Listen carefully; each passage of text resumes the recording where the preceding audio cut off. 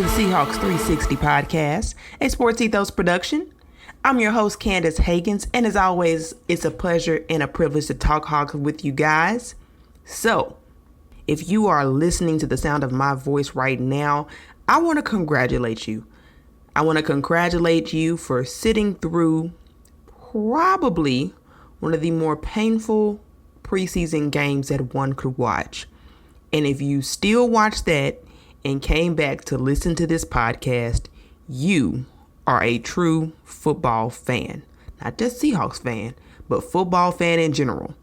You gotta love the stuff. If you watched that and you kept coming back for more.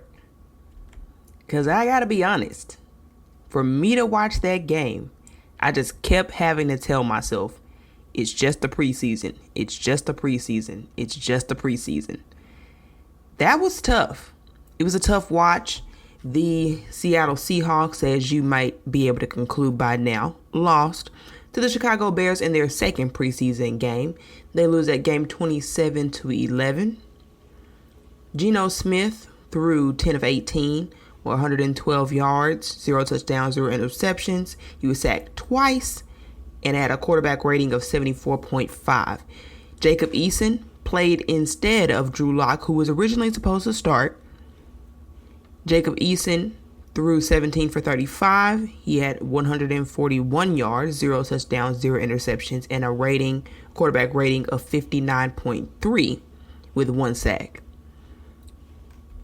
As the team and as the players watched that game, I'm sure the thought was that it's a disappointment that Drew Lock was not able to compete in that previous game.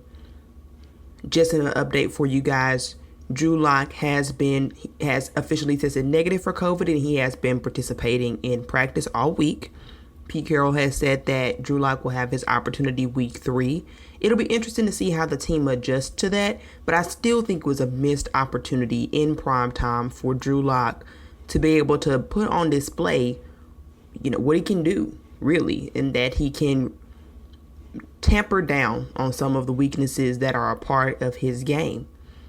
It would have been interesting to see, but instead of that, the team got a whole lot of no offense. And I'll be honest, no quarterback was helped. This game was tough from top to bottom. The offense struggled to be able to sustain drives in large part due to 6 drops and 12 penalties. The offense was helped in no way by those penalties nor those drops by wide receivers. That was the second most drops in the preseason. Jordan Love had more drops at 8. But no other quarterback really had that massive amount of drops. Just 3 for Jacob Eason had 3 drops that he had to deal with. Geno had 3 drops that he had to deal with. But they absolutely were drive killers for this offense. Charles Cross, he struggled to start at the snap. He struggled with the timing on that quite a bit. He had 4 false starts. That was disappointing to see. Like I said, Geno Smith nor Jacob Eason were done any favors by any of their other teammates. I think that the offense could have done better.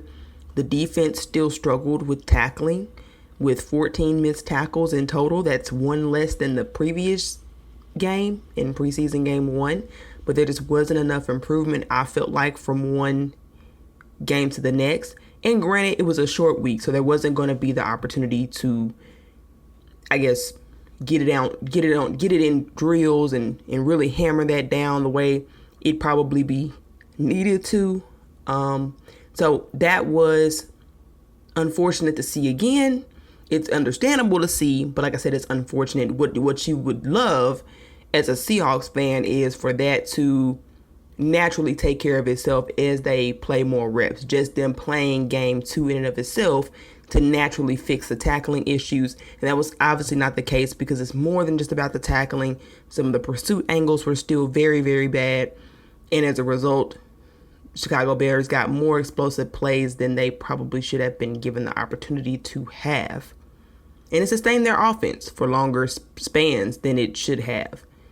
And then special teams was just a mess. Justin Coleman paying no attention whatsoever to his placement on the 1 yard line and then having his foot in the end zone, so it being called back as a touchback.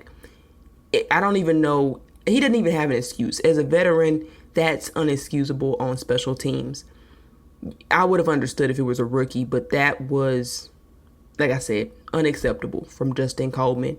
And then the muffed punt by Cade Johnson that immediately led to a touchdown by the Bears right before halftime with only a few seconds left in the second half.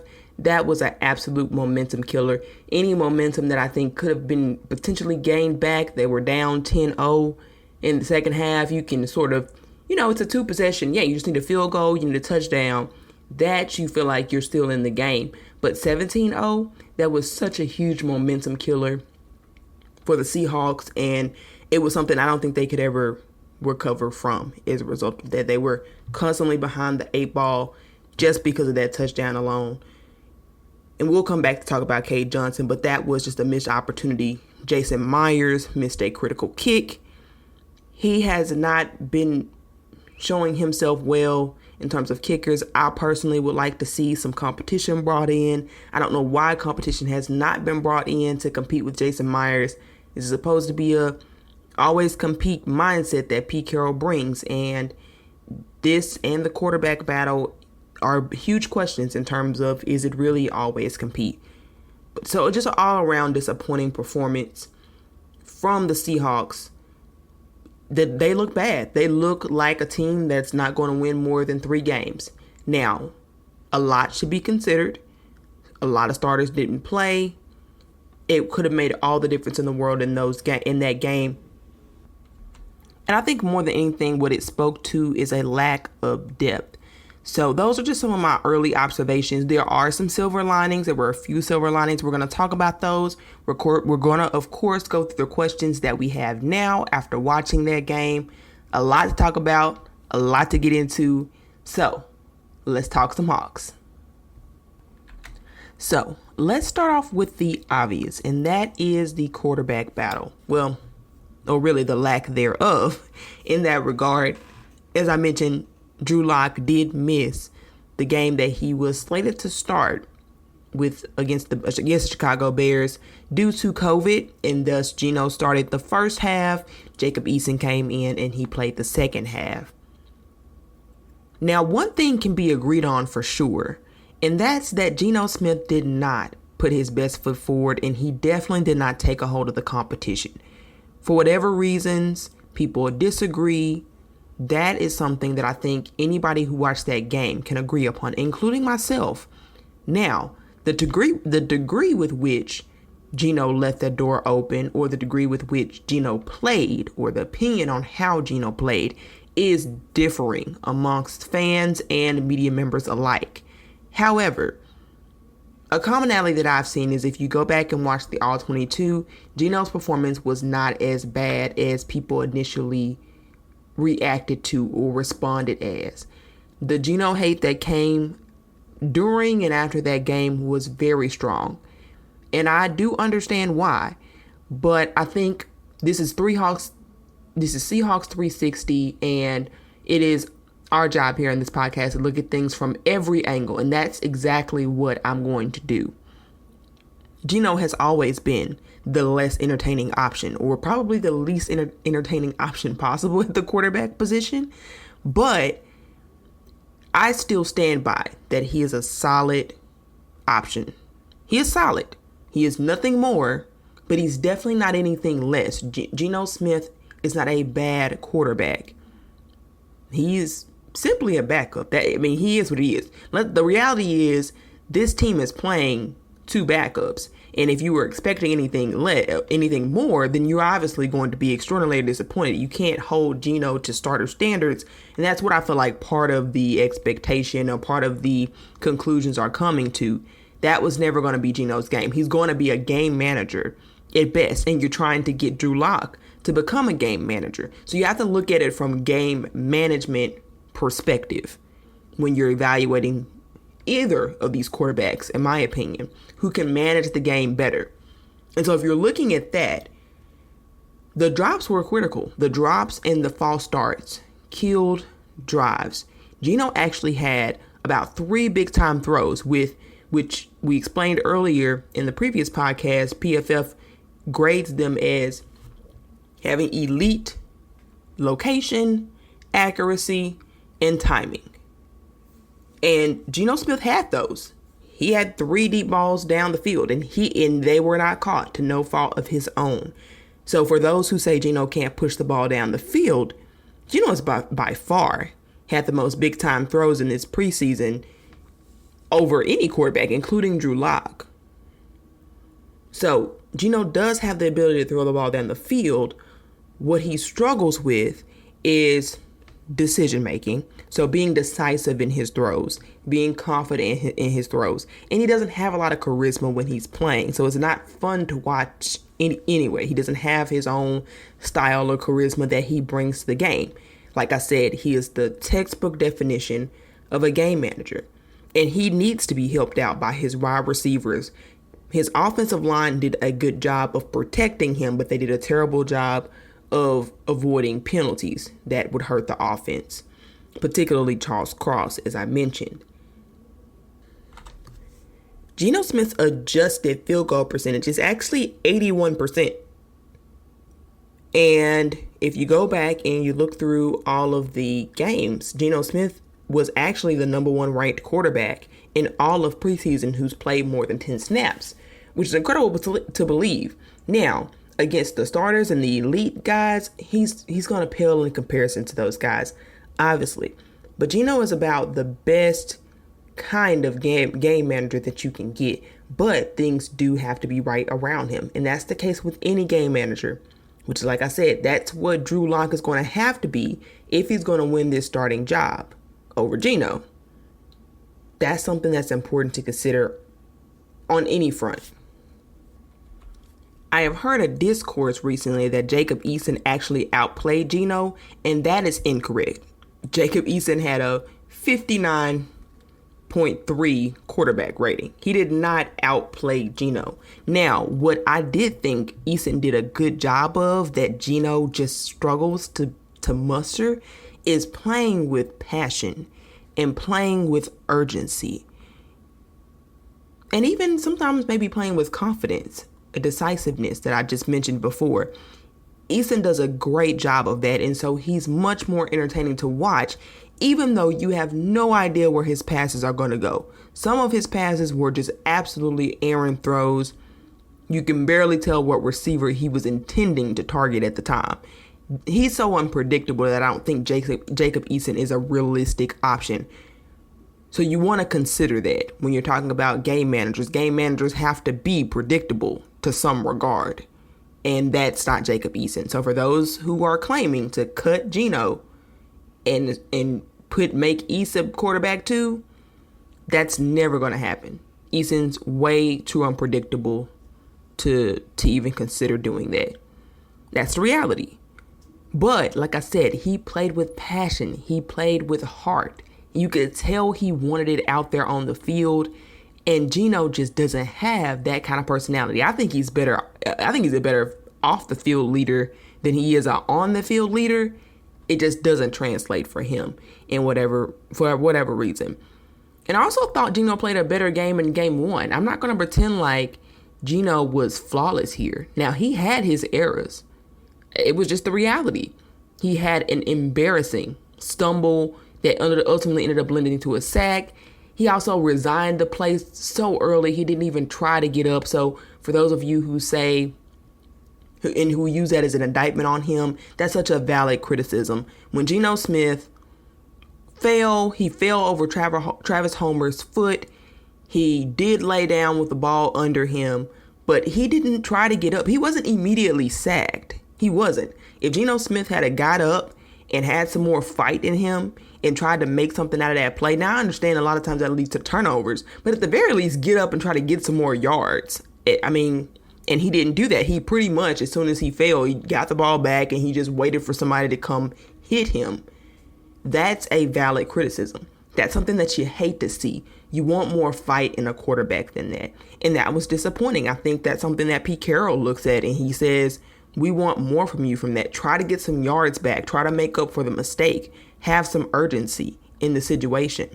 And that's just what he lacked. There were also situations on quick throws, behind the line of scrimmage, throws, short throws that I think could have been more accurate. It was a narrow miss, so it wasn't a miss by a lot, but I did see some wobble in his ball a couple times, some things that just did not look good on tape. The receiver was ultimately able to make a catch, but they probably didn't get as many yards as they could have if Geno had better ball placement on some of those throws. He's shown an ability to do that, so that's not exactly what you're worried about from Geno Smith, but I just feel like he could have been better in those areas. And it also just seemed like as things got worse, Geno just seemed more resigned to just have it be what it is. He was not trying to be a difference maker in any regard. And I also think that's a huge criticism. He did not try to make the best out of the opportunities. He just simply was resigned to what they were. And the team picks up on that. And I think they pick up on that energy, and it makes them try less hard if the quarterback's not going to show that he's doing everything that he can when things go wrong. And so then you get a trickle effect of this overall lack of energy, lack of urgency, lack of passion that you saw out there that you hate to see on a football field, especially by a Pete Carroll coach team. And he prides himself on motivating guys and being a culture changer. And you just didn't see that in this preseason game, especially when Geno was in. It got better when Eason was in. But like I said, that's what makes people say they want to start Eason. To a lot of people, those things matter more than the tangible technicalities of football placement or accuracy or timing. And I understand. I understand that sentiment. And I think that's exactly what Pete Carroll looks at when he looks at Geno's performance and says he played okay. I think he does look at some of those intangibles that I think were missing in those moments, those opportunities of challenge. And I think Pete was disappointed that Geno did not try to make or take advantage of the opportunities he was given or the challenges that he was given and make the best out of them. He did not seem to do that. I think that disappointed Carroll. And I think since this game, Pete Carroll has changed his tune about Geno. I think he still wants Geno to be the starting quarterback. But I think that he sees Drew Lock as even. He's even used the words, the quarterback competition is even now.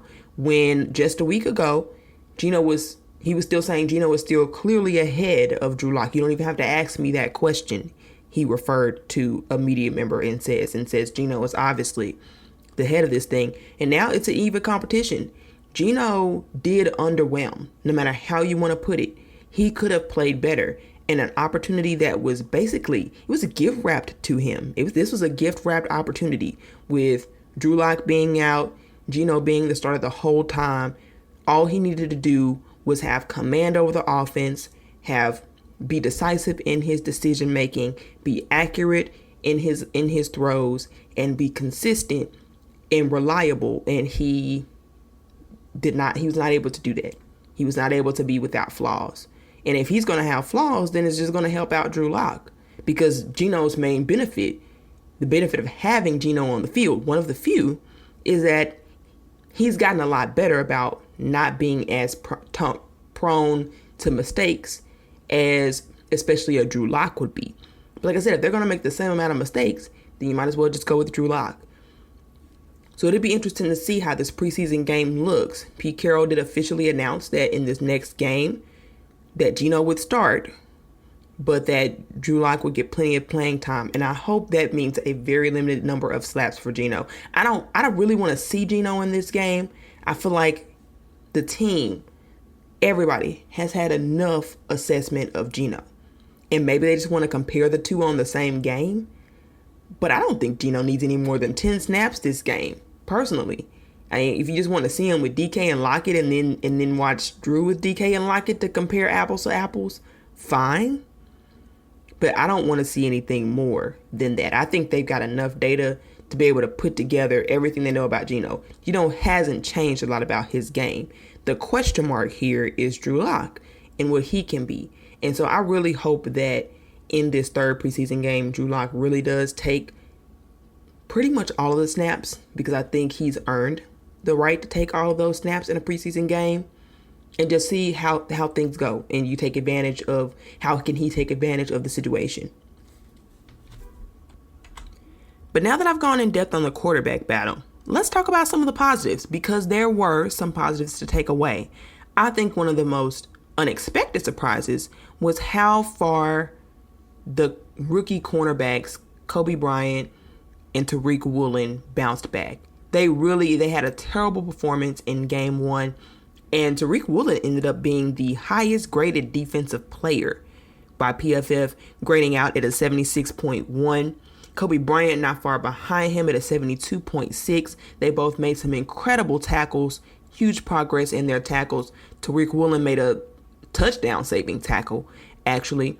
Kobe Bryant had 2 passes defensed. They both just showed promise on defense. They showed what you hoped they would show. They took lumps. They had some challenges, and they weren't thwarted by those challenges. They embraced those challenges, and they challenged themselves to be better than that. And they absolutely were able to do that and to execute in that way. And that's one of the most exciting things that you can see about the rookies. You expect that they're going to take their lumps their rookie year, but what you hope is that they can bounce back and learn from those opportunities, or rather learn from those experiences. Another positive takeaway is, after what looked like a season-ending injury by Damian Lewis, it was reported that he is okay. He has a lateral ankle sprain, and so he'll miss some time, probably early in the season, but my guess is we can expect to see him around week 3. I think he'll be fully back ready to go. Now, the hope is that he can still play at the, I think, very good level that he was playing in the preseason. You hope that he can continue that into the regular season. He can translate that, and that this ankle sprain isn't an ongoing issue, or that it doesn't hurt any of his athleticism or agility. That's what you hope, but that's the good news, especially when I thought for sure that Damian Lewis was gone for the whole season. And while the run blocking it was not as efficient as the previous game had showed, I do think that one thing that translates consistently is that the Seahawks will be able to run the ball, which is great, because we know that's what Pete Carroll wants to do, and we know that's what this team will need to do in order to have any shot at having an effective offense. They will not be able to rely upon their quarterbacks to carry the team. And I thought that the offensive line blocking, despite the penalties, was very promising. That was a huge bright side, something I was excited to see. Charles Cross has yet to allow a single pressure. There are only 2 offensive linemen who have played, or rookie offensive linemen, who have played in the preseason and not allowed a single pressure. Charles Cross is one of them, and that is exciting if you are a Seattle Seahawks fan. I know it is exciting to me. I also just want to say that I think that the tackling did improve, even though the numbers won't indicate that. I think that there were several culprits of the missed tackling. I think it was less of a just epidemic, and I think it was a little bit more in isolated cases, players repeatedly making the same mistakes. I think that Marquise Blair in particular, I think he had an abysmal performance. He whiffed on a lot of tackles, taking poor pursuit angles, not wrapping up. Sometimes he doesn't even use his arms, which I don't understand when he's trying to tackle guys. He wants to just play football like it's Madden, and he just hits the hit stick button all the time in his tackling pursuit. His fundamentals are poor, and I know why he struggled with injury. Even when he plays, you understand why the coaches don't fully trust him, because his fundamentals are poor. And while you love to see the violence and you love to see the effort that he puts in, if you can't get down those fundamentals, you can never gain the trust of the coaching staff. And that wasn't good for him. But outside of him and a few others who have been cut to this point, I do think that the tackling will be improved in the third preseason game. And I think that by the time they get around to week 1, there are a couple weeks between the last preseason game and week 1 against the Broncos.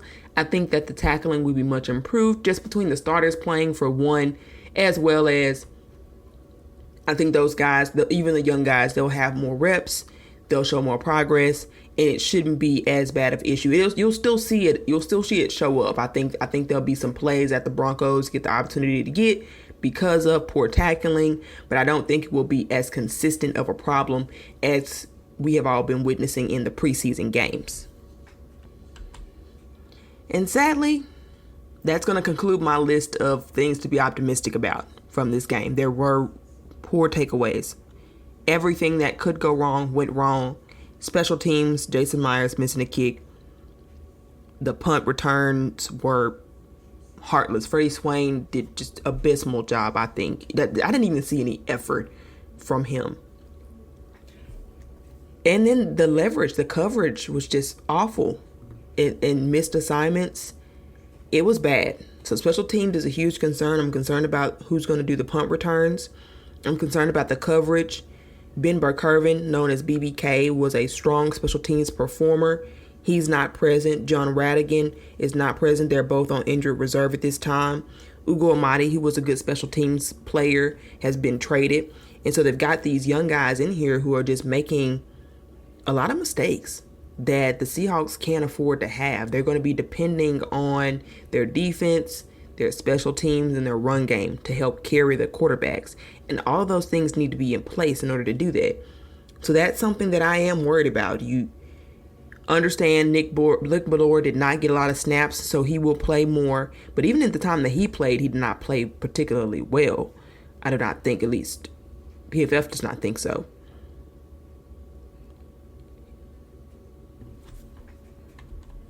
And if I were the Seahawks, I would be scouring the waiver wire to find better special teams contributors.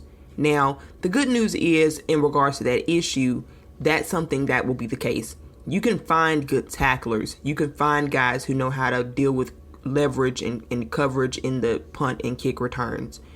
That you can find in the waiver wire. And so they'll still have a couple of weeks to acclimate those guys with special teams. It doesn't change that much. It's pretty, either you're good at it or you're not.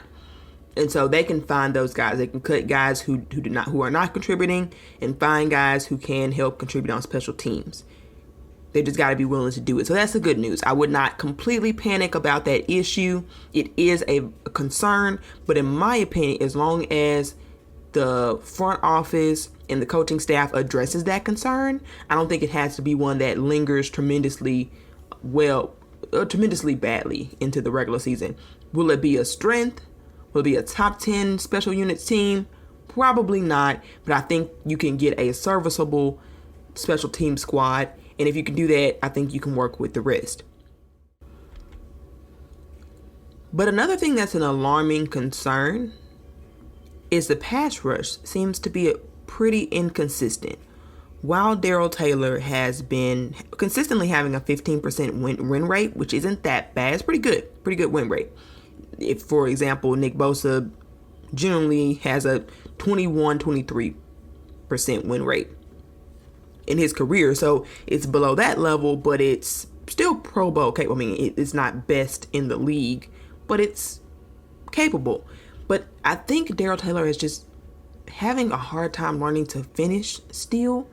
And I fear that he might be getting hyped up more in training camp than what we'll see in the actual regular season. I'm concerned that it won't translate. He's not been able to get, especially against preseason, offensive lines, he's not been able to accumulate as many pressures as I would have hoped. He had one hurry, one pressure in this previous game. One hit and one hurry in this previous game. But he had like 20 plus pass rushing snaps, and you just want to see him apply more pressure more consistently. That's not a good enough rate, I think, to really give the pass rush for this team to see the pass rush that they need. And so that's a concern for me. It's underwhelming. I think it'll be better than the previous year, but that's not a high bar to catch. it was pass rush was an obvious issue. And so, like I said, while it looks improved, it still seems inconsistent. One of the more consistent pass rushers has actually been Alton Robinson, surprisingly. It's been interesting to see him be more effective with his rushes.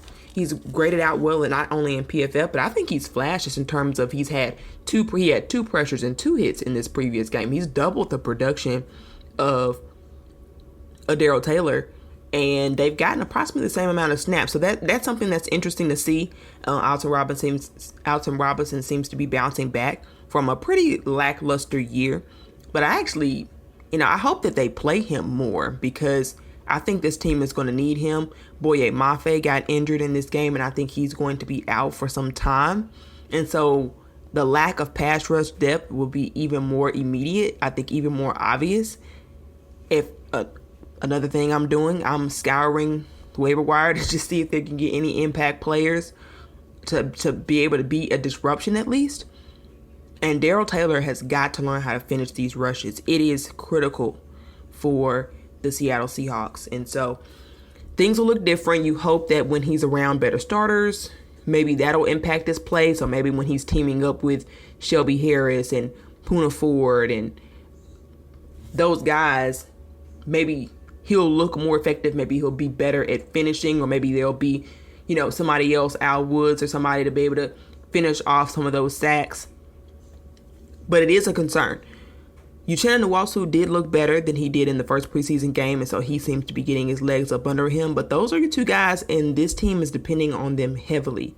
So they've got to step up. I think they've got to show more than they've been showing in this preseason, and they've for sure got to show more than I think they've shown in their careers to this point. And the final negative takeaway that I had, which was the same takeaway I had from the previous game, and that is this linebacker depth is absolutely killer. It just is. It's pretty troubling to me that the Seahawks would go this far in the training camp and not have addressed the obvious weakness at linebacker depth. Maybe they plan to address it at the end of the preseason when final cuts are made. I sure hope so. But to me, the linebacker situation is just as obvious as the cornerback situation was last year. It just seems like a reincarnation. Instead of the corner issue, now there's a linebacker issue. Sure, Jordan Brooks, I think, can be great. Cody Barton is mediocre, in my opinion, at best. But that can get you by, especially if the Seahawks they're rumored to be doing a lot more safety looks, 3-4 safety looks, and if that's the case, then I think they'll be fine. But from a depth perspective, I think the drop off is pretty significant. I think then you go from having starter level players to basically practice squad guys, and there's got to be some middle ground, some guys who can reliably be tackle, who can really provide and contribute in some kind of way to relieve a Jordan Brooks or Cody Barton. And that's right now, it's not on the roster. I think Vi Jones has probably cemented himself a spot on the roster unless they find some additional depth.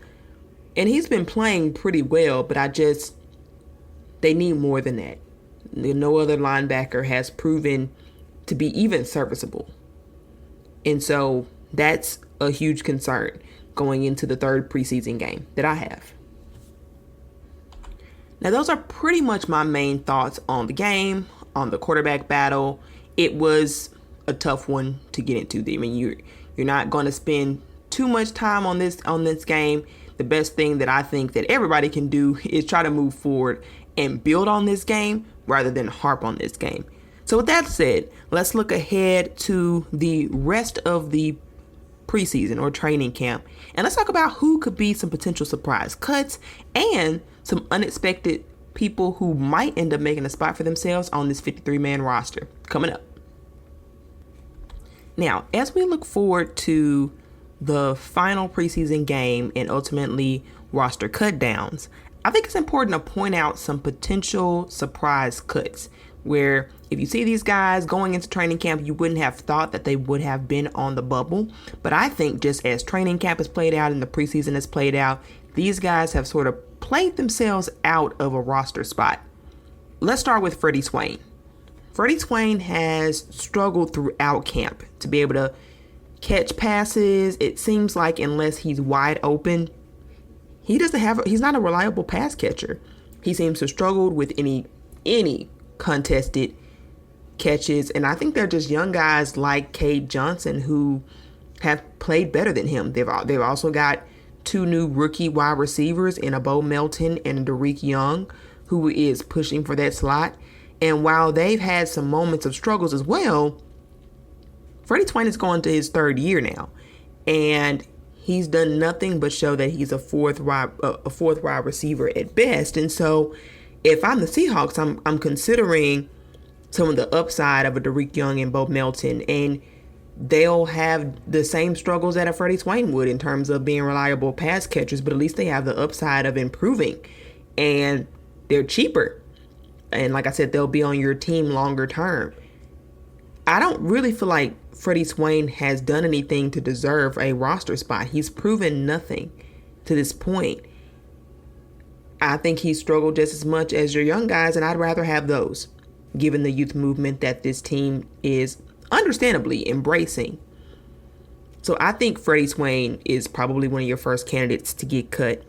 Another surprise candidate is LJ Collier, and you can argue if he's a surprise candidate or not, as people thought that he should be cut last year, but he's just been out with injury, and Miles Adams has pushed him to the brink. He's made things very uncomfortable if you're LJ Collier, because he's had a sack in both preseason games, he's had flash plays in preseason, and he just seems to give you more juice. This 3-4 system seems to really complement his playing style better. And sure, he's got some tweener type of things to his body, but so does LJ Collier. I just don't really know if LJ Collier gives you anything. Even in this new system, I know there was a thought that this new system could benefit him, but I think this team who needs talent, who needs depth, if I'm them, I take the upside in a Miles Adams, who is cheaper. It can save you $1 million by cutting LJ Collier. Is that much? No. But like I said, I think you'd be taking the more talented player. If LJ Collier stays on this team and they cut Miles Adams instead, I think it's just because they think that they can stash Miles Adams. But I'm not so sure about that. I think that might be a miscalculation on their part. I think somebody is more likely to swipe up a Miles Adams than an LJ Collier, who's done nothing to this point to earn a spot on anybody's team. It doesn't matter that he's a first-round talent. If you turn on that film, there's very little to be impressed by LJ Collier in his time on this team. And I don't think that he did anything in the mock game either. There were no reports on him flashing. There were no reports on him flashing in training camp before his injury. He's just kind of always there. And if you're just looking for a body, like I said, in my opinion, you take the upside. If it were me, I'd cut Freddie Swain. I'd cut LJ Collier. There's no need to be attached to draft picks, especially in the final year of their deals. Move on to the guys who will help you in the future, because that's really the direction that this team is looking towards now. And then the final surprise cut that I didn't think I'd ever say is Marquise Blair. I think Marquise Blair is in a stacked safety room. He's got competition now. Of course, Jamal Adams, you got Quandre Diggs. Those are your two starters, always. Well, Ryan Neal has proven to be a competent backup. And who I think makes Blair expendable is Josh Jones, who has emerged and who has had an incredible training camp. A tackle for a loss, some flash plays whenever he's gotten in there. He plays with violence, he plays with aggression, and that's Blair's calling card. But it seems to translate into still get the big plays with Josh Jones, but you don't get the lack of fundamentals that comes with Marquise Blair. And if I'm the Seahawks, I'm just cutting bait. Not only has Marquise Blair been injury prone, but the mental mistakes. You can't be in year 4 and not have fundamentals down. At that point, that's not something you're trying to coach out of somebody. At that point, that's tendencies, and that's incoachability.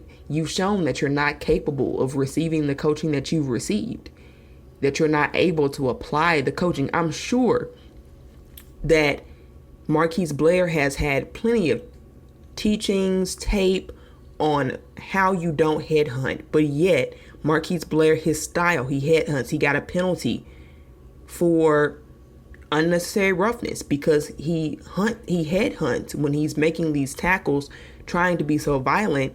And if you haven't got it trained in your head by now, I don't really think the team needs to waste any more time on trying to teach those basic fundamentals that rookies can come in and yet comprehend even over you. So those are my top 3 most likely candidates who, may be surprise cuts. You might see these guys all 3 cut. And to be honest, I would be happy to see these 3 guys cut. I just think that the better players should win. Again, Pete Carroll's mantra, always compete. If it really is always compete, then your draft status shouldn't matter. The fact that you were brought in at X years ago and they've invested so much time in you shouldn't matter. Let the best guys play. Let the hungry guys play. These other guys have had opportunities. Let them catch on somewhere else.